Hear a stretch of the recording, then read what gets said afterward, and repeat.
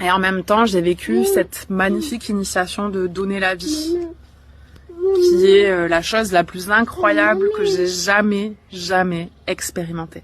Vraiment. C'est donné à toutes les mamans, tous les papas. Mais c'est quand même la chose la plus incroyable du monde. Ben voilà, ma fille, là, elle est avec moi.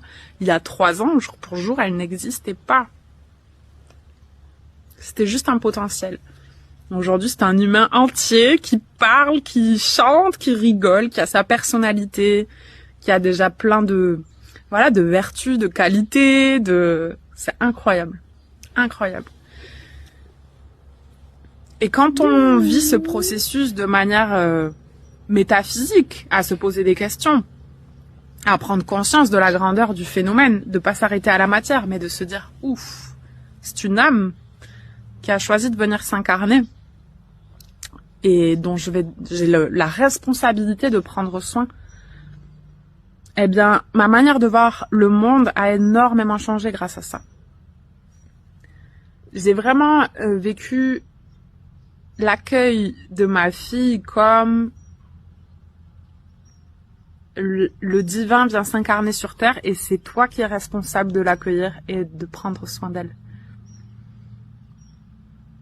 Et donc ça a été une opportunité fabuleuse de transformer justement tout ce qui m'avait détruite, les prises de conscience que j'avais sur voilà, notre société et sur cette matrice qui nous enferme dans une vie d'esclaves, de machines, d'animaux domestiques. Ce n'est rien.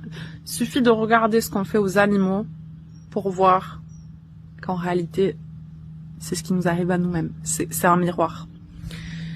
Et moi, je ne veux pas ce futur pour ma fille. Je veux élever un être libre, un être divin. Et donc, ça a été vraiment une expérience incroyable qui continue de se déployer. J'ai 2 ans. Oui, t'as 2 ans. C'est une expérience incroyable qui m'a énormément initiée et qui a fait naître en moi ce sentiment de responsabilité. Je me sens responsable de la nature. Je me sens responsable de ma fille. Je me sens responsable de ce qui m'a été donné. Et si tu retrouves ce sentiment de responsabilité, beaucoup de choses vont changer. Parce que tu deviens acteur, créateur et non plus passif. Et aujourd'hui, c'est le plus gros fléau.